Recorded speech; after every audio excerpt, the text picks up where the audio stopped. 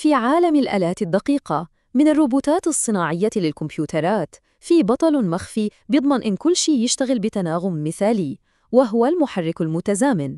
اليوم رح نكتشف سوا سر هاي المحركات وكيف تقدر تحقق سرعة مثالية وثابتة بشكل لا يصدق. طيب شو هو القاسم المشترك بين الروبوتات الصناعية ومصانع النسيج وحتى الهارد ديسك؟ للوهلة الأولى ما في أي علاقة بينهم، بس في الحقيقة كلهم بيشتركوا في متطلب واحد أساسي وحاسم عشان يشتغلوا صح. شو هو برأيكم؟ الجواب هو السرعة المثالية، يعني سرعة ثابتة تماماً وما بتتغير أبداً. فكروا فيها، في مصانع النسيج مثلاً، أي تغيير بسيط بالسرعة ممكن يمزق الألياف كلها. وفي الهارد ديسك، السرعة الثابتة هي اللي بتضمن قراءة البيانات بدقة. هاي الحاجة للدقة المطلقة هي اللي بتخلي المحركات المتزامنة جزء أساسي ما بنقدر نستغني عنه. طيب كيف بتقدر هاي المحركات توصل لهالمستوى المذهل من الثبات؟ السر كله في علاقتها المباشرة بمصدر الطاقة. التعريف ممكن يبين بسيط، بس هو عميق جداً. شوفوا، بعكس المحركات الثانية اللي ممكن تبطئ شوي لما يزيد عليها الحمل، المحرك المتزامن سرعته حرفياً مربوطة بتردد الشبكة الكهربائية، لا أسرع ولا أبطأ، تزامن كامل. وهذا هو بالضبط معنى مصطلح الانزلاق الصفري. وهاي المعادلة هي أساس كل القصة، هي اللي بتخبرنا إنه السرعة مش شيء عشوائي، بالعكس هي ناتج ثابت منقدر نتنبأ فيه بالضبط بناءً على شغلتين بس: تردد الكهرباء اللي جاي من المصدر، وعدد الأقطاب المغناطيسية في تصميم المحرك نفسه. يعني ما في مجال للخطأ. إذا بدنا نتحكم بالسرعة، كل اللي علينا نغيره هو واحد من هالعملين.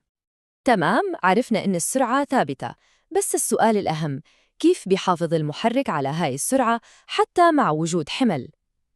القصة كلها بتتعلق بكيفية توليد قوة الدوران، أو اللي منسميه عزم الدوران. أوكي، ممكن الرسم البياني هاد يبين معقد شوي بالبداية، بس خلونا نركز على شيء واحد مهم. شايفين الخط المتقطع اللي اسمه resultant torque؟ هاد هو عزم الدوران الإجمالي للمحرك. بس الجزء المثير للاهتمام هو إنه هذا العزم بالحقيقة عبارة عن خليط من قوتين منفصلتين، وهلأ رح نفهم شو هم.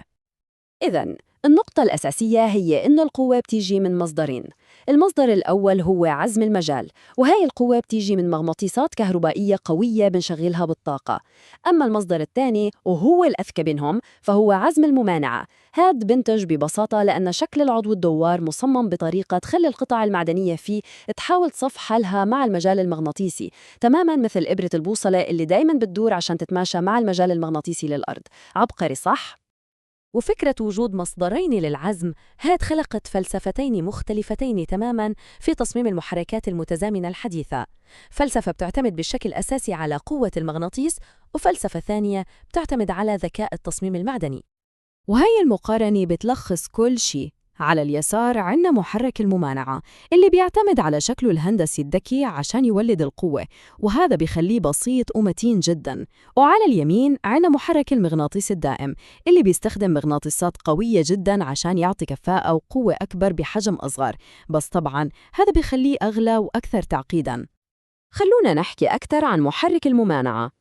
نقدر نسميه التصميم المينيماليست أو البسيط، ما في مغناطيسات ولا ملفات بالجزء الدوار، وهالشي معناه حرارة أقل، صيانة أقل، ومتانة أكبر بكتير. وكمان لأنه أخف بيقدر يتسارع بشكل أسرع، وهذا هو السبب يلي بيخلينا نشوفه في تطبيقات مثل الهارد ديسكس. وبالمقابل عنا محرك المغناطيس الدائم أو الباور هاوس.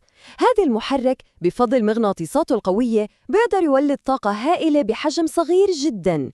هاي الكفاءة وكثافة الطاقة العالية هي اللي بتخلي الخيار المثالي للتطبيقات اللي بتحتاج دقة وقوة بنفس الوقت، زي أدرع الروبوتات والآلات الصناعية الدقيقة.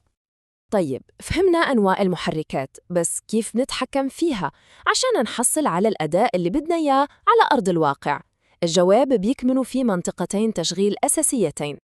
خلونا نبدأ بالمنطقة الأولى اللي هي منطقة العزم الثابت على يسار الرسم البياني.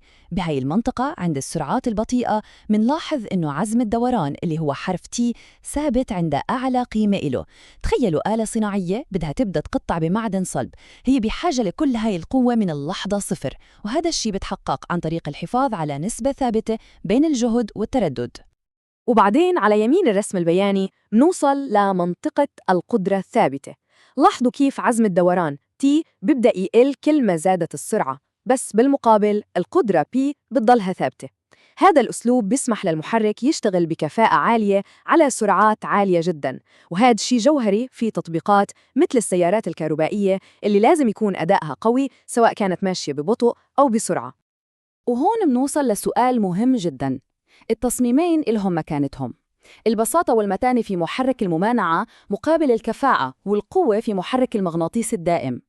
بس مع استمرار التكنولوجيا في التطور والبحث الدائم عن كفاءة أعلى وتكلفة أقل، أي فلسفة من هذول رح ترسم ملامح عالمنا الآلي بالمستقبل؟